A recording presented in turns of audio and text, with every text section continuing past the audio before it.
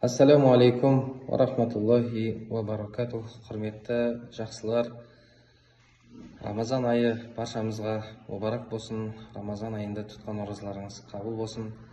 Рамазан бұл Құран түскен қасиетті ай.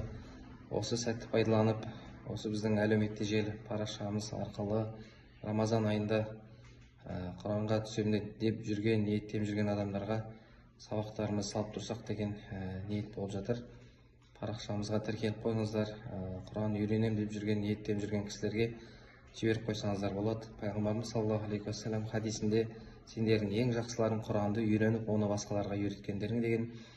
Біз үйретіп жақсы болатын болсақ, Алланың алдындағы сіздер үйрену арқылы Алланың алдында ең сүйіктісі болыңыздар. Алла нәсіп етсе, бүгін 19 ақпаннан бастап алғашқы сабақтарымызды салып тұратын боламыз. Парақшамызға тіркеліп, достарыңызға бөлісіп қойыңыздар. Құдай қаласа бізге қажетті сабақ барысында кітабымыз Құран әліппесі деген кітап. Осы кітапты діни дүкендерден сатып алсаңыздар болады. Жоқ болған жағдайда біз әлеуметтік желіде салған сабақтарымызды дәптерге жазып, Құдай қаласа өтіп тұрсаңыздар, иншалла Рамазанның соңына дейін Құранға түсіп қаласыздар деген ниеттеміз. Аллах тағала баршаларыңыздың зейіндеріңізді ашып, ниеттеріңізді қабыл етсін.